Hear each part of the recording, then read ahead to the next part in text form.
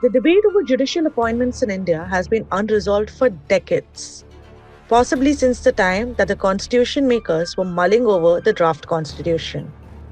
The stakes are indeed high. India's judiciary, already burdened with over 4 crore pending cases, needs swift and efficient appointments. Yet, the larger question that remains is how do we ensure fairness and diversity in these selections? To understand this, let's go a little back in time and understand how the debate really began.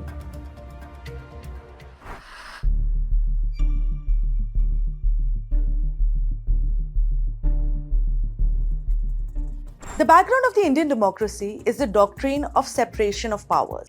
According to this, there are three pillars that hold up the democratic foundation of the country. These are the executive, the legislature, and the judiciary. It is crucial that each of these branches function independently with zero to minimal interference from the other two so that abuse and misuse of power can be avoided. The doctrine of separation of powers is aimed at strict demarcation of powers where the legislature makes the law, the judiciary interprets the law, and the executive implements the law. The doctrine of separation of powers was originally proposed by French philosopher and judge Charles de Montesquieu in 1747, 200 years before India got her independence. In his book, The Spirit of Laws, Montesquieu argued that when power is concentrated in the hands of a single person or a group of people, a despotic government emerges. To avoid this predicament and to limit the government's arbitrary nature, he proposed that the three organs of the state, that is the executive, the legislature, and the judiciary, should have a clear distribution of power. However, the doctrine of separation of powers is not applied in India in its absolute sense. Considering the complexities of governing a big and diverse country like India, it is impossible to demarcate the functions of each pillar into watertight compartments. As a result, there is an obvious overlap of powers and responsibilities of each arm. But one crucial aspect of the doctrine of separation of powers is to have an independent judiciary. An independent judiciary is an indispensable prerequisite of a free society under the rule of law. Neither the executive nor the legislature can be allowed to interfere in the workings of the judiciary directly or indirectly.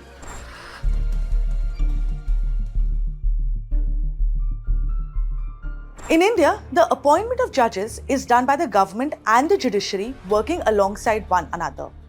The Constitution finds no mention of the collegium system to appoint judges. Rather, the collegium system has evolved through a series of judgments passed by the top court over the years. To understand how the collegium system came about, let's travel a little back in time.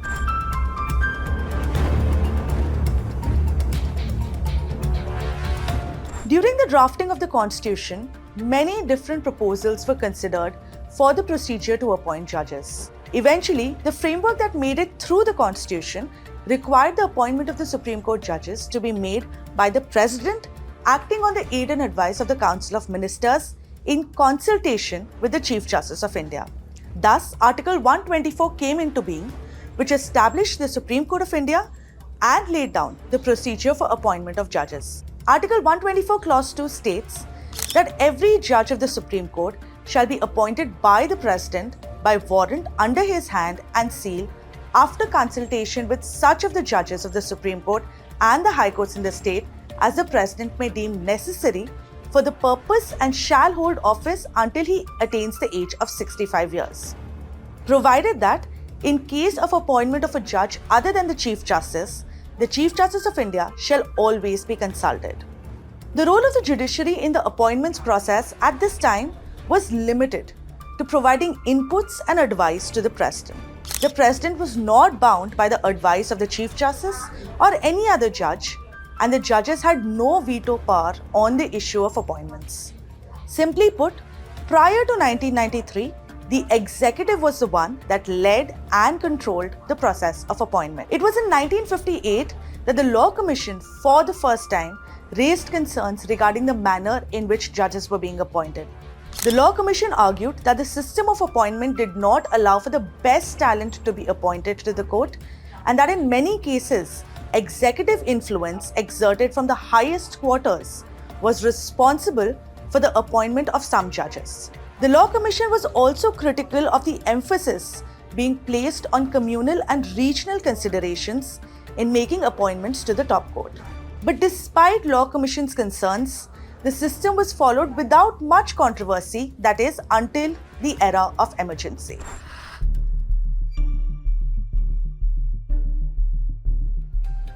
During the emergency in 1976, the government transferred 16 High Court judges without their consent in the name of national integration. Justice Sankalal Chand Seth, who was then a judge of the Gujarat High Court, was said to be transferred to the Andhra Pradesh High Court.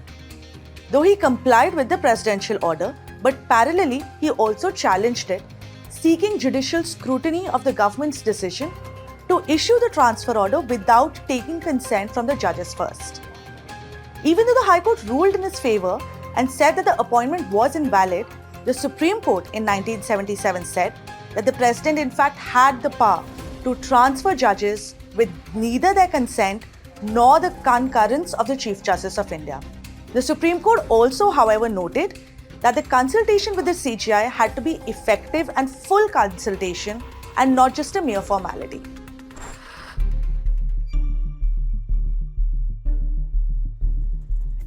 In 1981, there were multiple petitions that were filed across several high courts, challenging the decision of the government to not appoint certain judges. The petitions also sought changes in the existing system of appointing judges, which was until then controlled only by the government. The petitioners in the case argued that under Article 124, the word consultation should be read as concurrence, effectively giving a veto power to the Chief Justice of India. But the challenge eventually failed before the Supreme Court 7-judge Constitution Bench, which in a 5:2 verdict said in the event of a disagreement between the executive and the Chief Justice on whom to appoint as a judge of the Supreme Court, the views of the executive would prevail. This would later come to be known as the first of the 3 judges case through which the current system of appointing judges has come into being.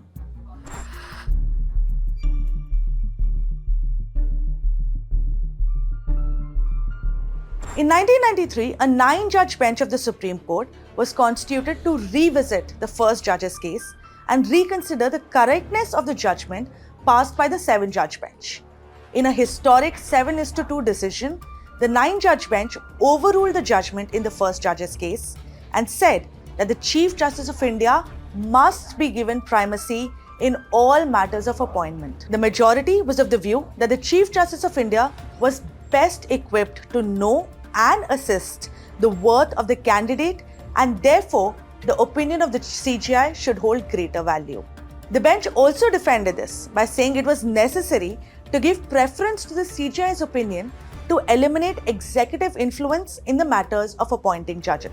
But at the same time, the 9-judge bench said that the primacy of CJI's opinion should be collective and not singular, meaning his opinion should be formed after consultation with the 2 senior-most Supreme Court judges, or what we now call the collegium.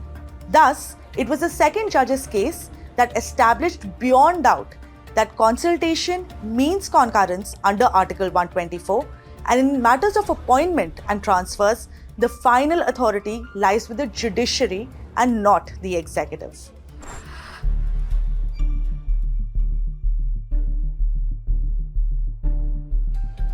The problem with the 2nd judge's case was that there was no proper procedure or manner that was laid down according to which the Chief Justice of India was to consult the 2 senior-most judges. Questions were raised on the process followed in 1998 when certain recommendations were made by the then Chief Justice of India. It was alleged that the CJI had not adequately consulted the 2 senior-most judges, and therefore, on the recommendation of the then President K.R. Narayanan, a 9-judge bench was constituted to decide on the consultation process between the CJI and his brother judges.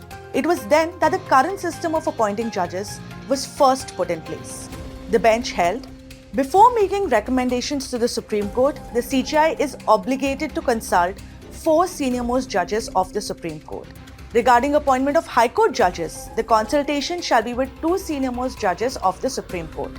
Views of the judges should be put in writing and should be communicated to the government along with the name.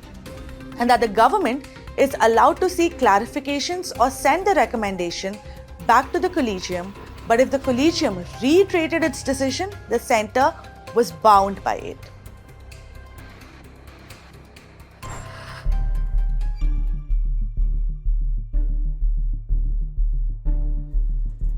In 2000, a commission headed by former Chief Justice of India, Justice M.N. Venkatachalya, in its report had suggested replacing the collegium system with a National Judicial Commission. The idea behind this commission was to reintroduce some involvement of the executive in the appointment of judges of the higher judiciary by having the law minister as part of a 5-member commission alongside 3 judges of the Supreme Court and 1 eminent person. There was an attempt made to introduce a law regarding this in 2002 by the Atal Bihari Vajpayee government, but due to the general elections being called and the Lok Sabha being dissolved, the law could not go through. 12 years later, the BJP government in 2014 introduced a new law in the parliament, the National Judicial Appointments Commission Bill, popularly known as the NJAC. The NJAC was a proposal of setting up a 6-member commission to replace the collegium system for appointment of judges. Article 124A was inserted into the Constitution through the 99th Amendment Act, which said that the NJAC will consist of the CJI as the chairperson, 2 senior judges of the Supreme Court next to the Chief Justice of India as ex officio members, the Union Minister of Law and Justice, and 2 eminent persons who will be nominated by the CJI, the Prime Minister and the Leader of the Opposition together. The bills were passed unanimously in both houses of the Parliament. The only exception was late Senior Advocate Ram Jethmalani, who categorically abstained from voting for the NJAC on a matter of principle, stating that he could not allow executive interference in appointing judges and compromise on the independence of the judiciary. Soon after the law came into being, both the NJAC as well as the 99th Constitution Amendment Act were challenged before the Supreme Court on the ground that it was constitutionally invalid. Ram Jethmalani was one of the leading lawyers who vociferously argued against the NJAC before the top court. In a landmark judgment in 2015, the Supreme Court struck down the NJAC and reinstated the collegium system for appointing judges. In a 4:1 verdict, a bench of Justices J.S. Kehar, Justice Chelameshwar, Madan B. Lokur, Kurian Joseph, and A.K. Goyal said that the judiciary cannot risk being caught in a web of indebtedness towards the government. The government did not challenge this verdict, and neither did it attempt to reintroduce the NJAC in the parliament. But that did not mean that the government accepted the verdict wholeheartedly either.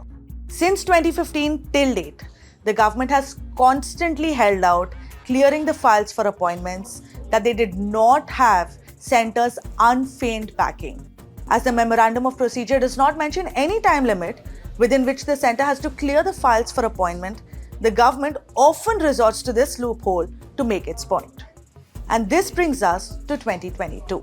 It was in October 2022 when Law Minister Kiren Rijiju reignited the debate over the judges' appointment and said that people of the country are dissatisfied with the collegium system for the appointment of judges and that it is the government's responsibility to appoint judges in accordance with the spirit of the Constitution.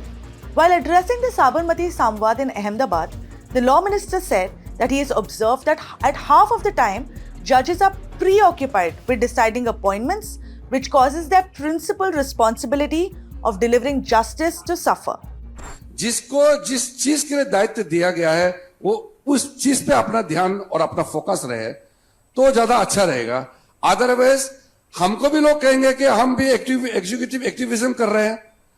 Merely a few days later, while speaking at the India Today conclave in Mumbai, the Law Minister once again hit out at the collegium and said that the collegium system was extremely opaque, not accountable, and needed to be reconsidered.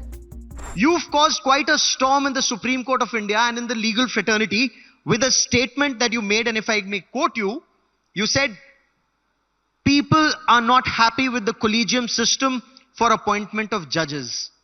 Who are the people who are not happy, sir? Good evening. First of all, I'm not critical about the judiciary or the judges. but I am stating a fact which is a reflection of the thinking of the common people of India. When we talk about system, then immediately what comes to the mind is transparency, accountability. When there is a system in place which is not accountable, which is not transparent, which is opaque, then if the concerned minister doesn't speak out, who else should? So I'm basically stating a fact which is basically a reflection of the thinking of the, especially amongst the lawyers community and the judges also. See, no system can be 100% perfect. But we definitely should look for the better system and the better practice. If you remember in 2015 when the Parliament of India passed the National Judicial Commission Act, the Supreme Court struck it down. When Supreme Court struck it down, then Supreme Court also should tell what is the better option. They did not tell the better option, but they felt that the old collegium system should continue. It is continuing. I am not satisfied with the present system. I spoke it out, and majority of judges, they agree with me, because what I am saying is fact. I am not saying anything which is contrary to their belief and their understanding. His sentiment was echoed shortly after by the Vice President and Rajya Sabha Chairman Jagdeep Dhankar in the Parliament on the 7th of December, when he remarked that it was never too late to reflect on NJAC. He said that the Supreme Court's 2015 judgment striking down the NJAC was a severe compromise of parliamentary sovereignty and disregard of the mandate of the people. This historic parliamentary mandate was undone by the Supreme Court on October 16, 2015 by a majority of 4:1, finding the same as not being in consonance with the judicially evolved doctrine of basic structure of the Constitution. Honorable members, there is no parallel to such development in democratic history, where a duly legitimized constitutional prescription has been judicially undone. A glaring instance of severe compromise of parliamentary sovereignty and disregard of the mandate of the people, of which this House and the Lok Sabha are custodians. Again in December 2022, addressing the Parliament, Kiren Rijiju said that the huge pendency of cases was directly linked to judicial vacancies and that the only way to resolve this was by way of a new system of appointments. The repeated statements by the Law Minister and the Vice President did not go down well with the Supreme Court. The Supreme Court bench of Justices Sanjay Kishan Kaul, Vikram Nath and A.S. Oka asserted in open court that the Supreme Court was the final arbiter of the law, and as the law stands, the government is bound to appoint names that have been reiterated by the Collegium. Without taking any names, the three-judge bench also asked the Attorney General R. Venkataramani to advise union ministers who are criticizing the Collegium to control themselves. Then in January 2023, the Law Minister wrote to the CJI suggesting that the government should have a greater say in the process of appointments to the higher judiciary. The Law Ministry's proposal was for inclusion of a government nominee in a new search and evaluation committee, which will shortlist the names and make the recommendations to the High Court or the Supreme Court Collegium for the judges. The Supreme Court shot down this idea completely.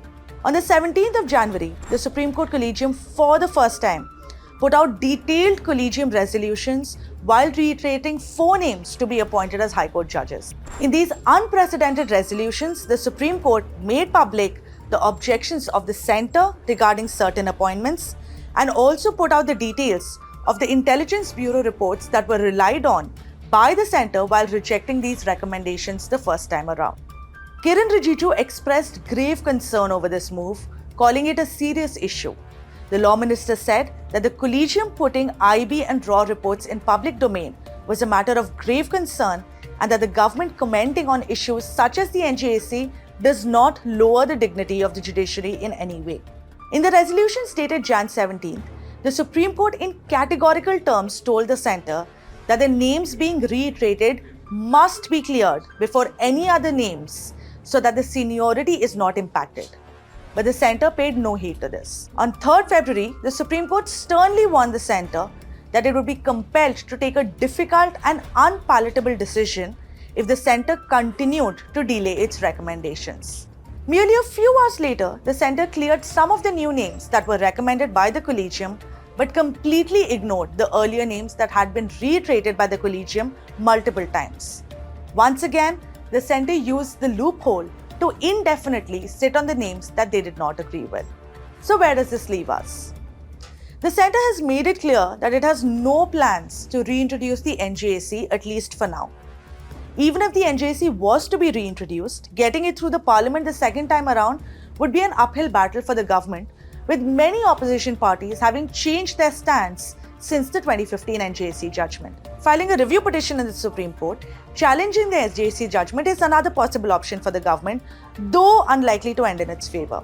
The grounds for the Supreme Court to agree hearing a review petition are extremely narrow, and unless some changes are made to the proposed NJAC system, it is unlikely that a review petition will make much headway.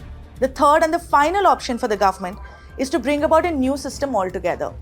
For now, this seems to be the government's plan, but it continues to hold the cards close to its chest. Since 2023, a lot has changed. The Law Minister has changed, the Chief Justice of India has changed, and the Collegium has changed. Even though it may seem that a lot has changed in the course of 1 year, a lot also remains the same. The government continues to delay appointments, and the judiciary refuses to do anything about it, at least on the face of it.